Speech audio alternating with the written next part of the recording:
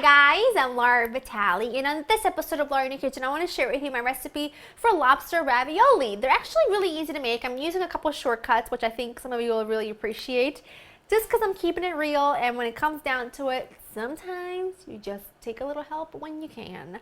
But we're going to get started by making the filling, and the ingredients you'll need for the filling are some ricotta, and this is whole milk ricotta. You want to make sure you get nice whole milk because it's got great flavor. You'll need some cooked lobster meat. I'll talk about this in just a minute. I've got some chopped up shallots, garlic, a little bit of butter, and some chopped herbs. I've got parsley and basil here. A little bit of white wine. I'm using this Sauvignon Blanc from Club W, which I've talked about already a million times here on my show. I've got salt and pepper, Parmigiano Reggiano, and a little bit of olive oil. I also have a big pot ready with water, a good sprinkling of salt, and I'm getting that up to a boil for actually boiling these. But for now, this is what we're going to do. I'm going to take my skillet where I've got some oil. I'm going to add my butter. Now for my lobster meat, you can go to your regular fish store, fishmonger, wherever you go, and they should be able to sell you lobster meat, and then you just chop it to really small pieces. If, however, you can't find already cooked lobster meat like I have, you just have to take a couple of lobster tails. You'll need about a pound of lobster meat in total. Boil them until they're cooked through. Let them cool. Take them out of the shell and then chop it. It's very simple. You can do the same recipe with shrimp. It's definitely going to be more cost effective that way, but it's up to you really. Okay, my butter and oil is good and melted. I'm going to add half of my shallots because I'm going to reserve the other half for my sauce. And then half of my garlic and half of my herbs. How easy is that? I just needed it for two things, so I decided to chop it now all at one time and get it out of the way. Okay, let's give that a good stir. I'm going to season this a little bit with some salt and pepper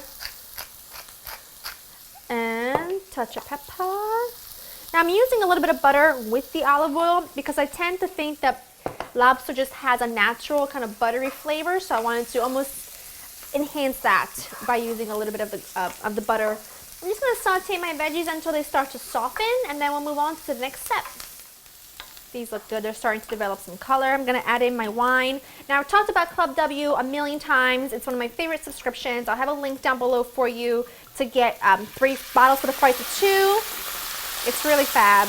I know a lot of you have ordered your wine from Club W, and you've loved it, and I've seen the pictures and everything on my Facebook fan page, so I'm thrilled to hear that someone else is much of a junkie on this Club W as I am. All right, get that out of the way. Now that's looking great. I'm just going to let that evaporate for like a second. I'm going to add my lobster meat in now because I want it to soak up all that gorgeous flavor. And then all I'm going to do is let these cook together for about a minute or so, just to kind of get all the flavors combined and to heat the lobster meat all the way through because it's already cooked. And in the meantime, I'm going to grate a good amount of Parmigiano in with my ricotta. I'll probably take a good, I don't know, half a cup maybe, I'd say. It's up to you really. Just use a good quality Parmigiano because it will pay off at the end. You also won't need to use as much because if you use really good quality, the flavor is much stronger naturally. There you go. I'm going to season this with some pepper, no salt, because you've got the cheeses, you've got the salt in the lobster mixture, so you're good. I'm going to let that go for just another few seconds, and then I'm going to turn this off and let it cool and get everything else ready so that we can start filling and ready to go.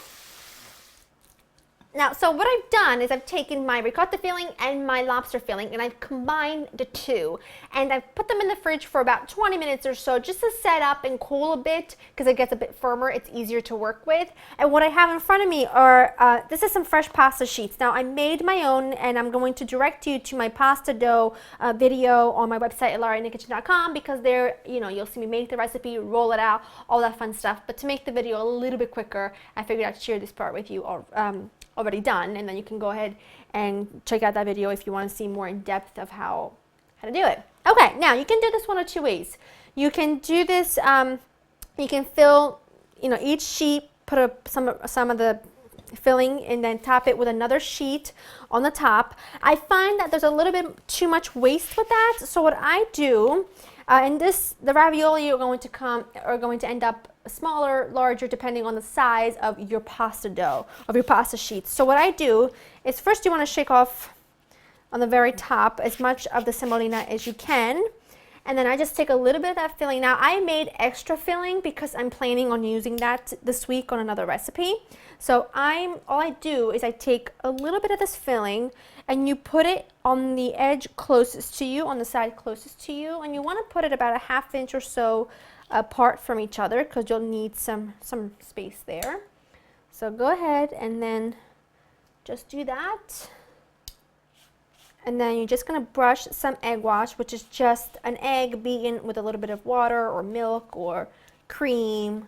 Doesn't matter, you just need to dilute it a little bit. And I like to brush it on the one side and then in the center because this ends up being the glue that holds everything together. And then using a ravioli cutter or a cookie cutter, whatever you have, this is actually a biscuit cutter, you fold this over, and then as you take your 2 fingers and push down the side, you can see it's pushing out the air on this side, which you want. You don't want any air bubbling up in there.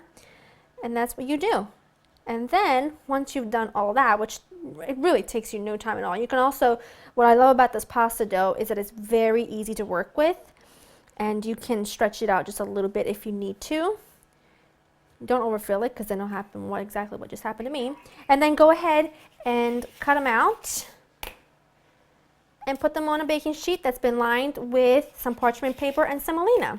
And that's it. I mean, you know, they're not going to look super perfect. If you want them to look perfect, just like this one, then do the first method I told you, where you just take one sheet and then you put another one on top. But you will have a little bit of waste with that. And I find that with pasta dough, it's very difficult to regroup it all together and then pass it through a machine again. It tends to be a little bit tougher when you do that again because too much, you know, it's too much, you have to play with it too much. So this method just gives you less waste.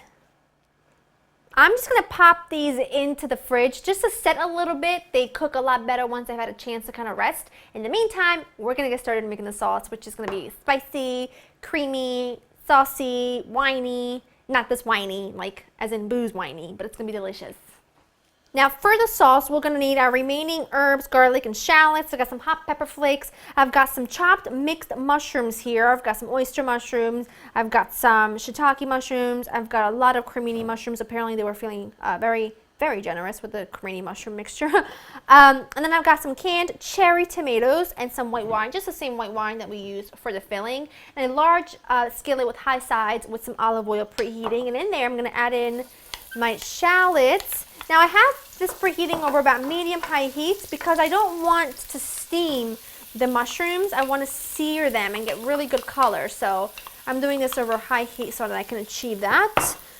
I'm going to add my garlic, shallot, hot pepper flakes, herbs because I want this to really infuse all the way through the sauce. And it'll be perfect. Smells great already.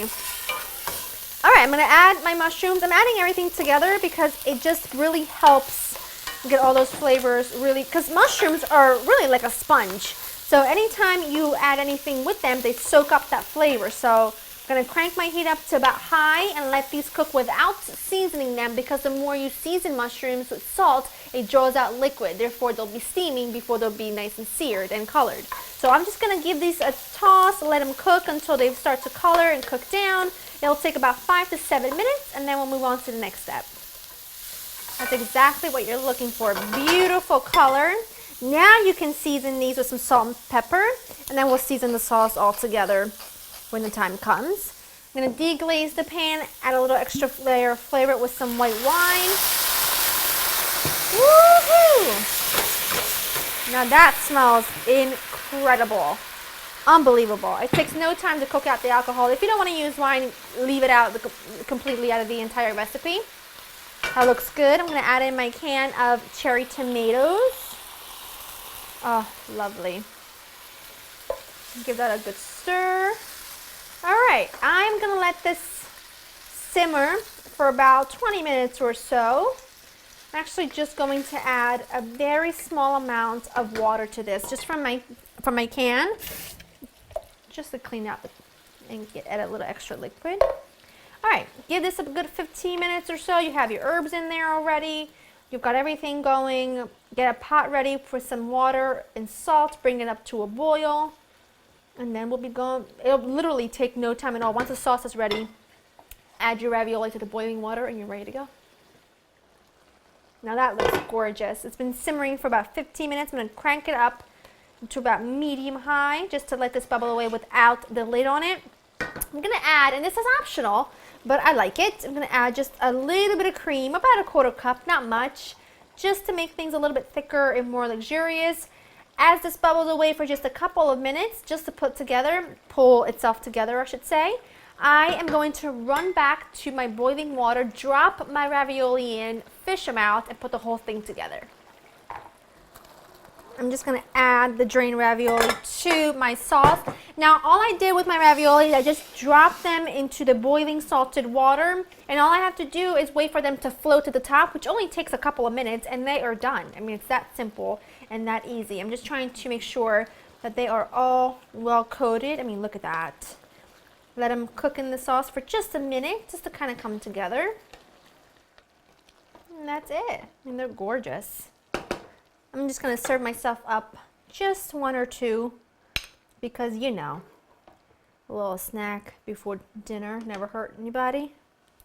I love how thick the sauce gets. I love the mushrooms. Let's go into the ravioli so you can see. The filling just holds up beautifully. I'm going to get this piece of mushroom. Oh, this is going to be hot though.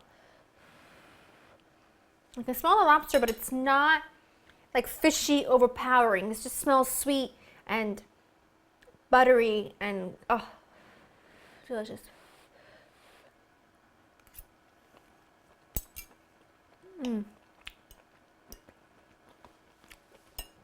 That is everything that's good in the world. Definitely a treat. Absolutely not something I make on a regular basis because it is a bit more time consuming, but it is worth every second.